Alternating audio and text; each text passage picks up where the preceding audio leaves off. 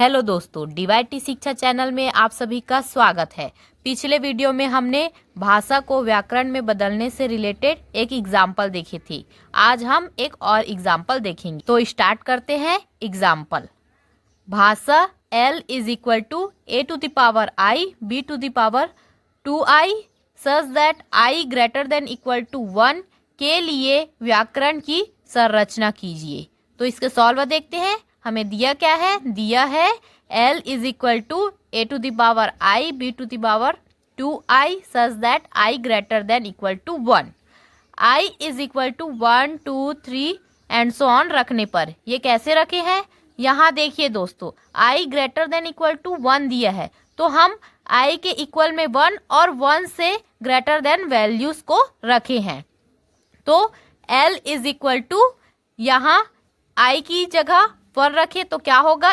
A B का square होगा। तो यहाँ हुआ A B का स्क्वायर। और उसी प्रकार से हम I इज इक्वल टू 2 रखेंगे तो A का square B to the power 4 होगा। तो ये हुआ A का square B to the power 4 and so on.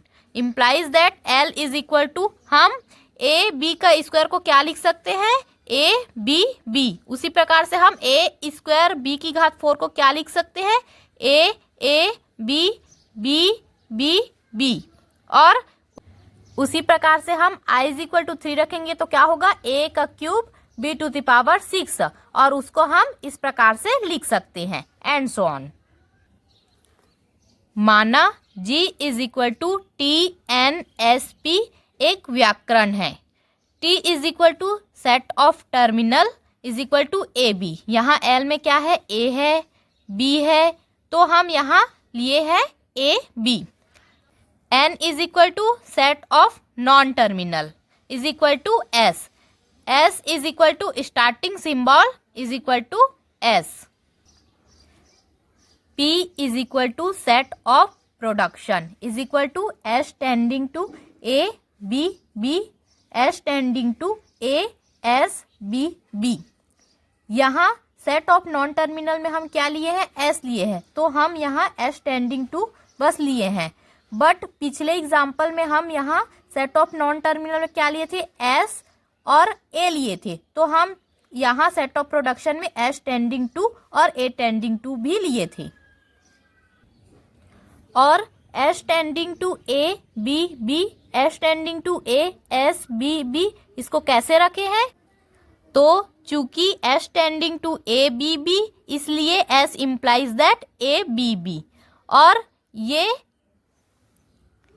L में है। इसी प्रकार से चूंकि S tending to A S B B इसलिए S implies that A S B B S implies that यहाँ S की जगह क्या रखे हैं? A B B, क्योंकि S tending to A B B है और यहाँ बचा क्या? B B, तो इसको लिखें और ये भी L में है।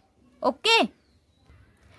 इसी प्रकार से चूंकि S tending to A S B B इसलिए S implies that A S B B।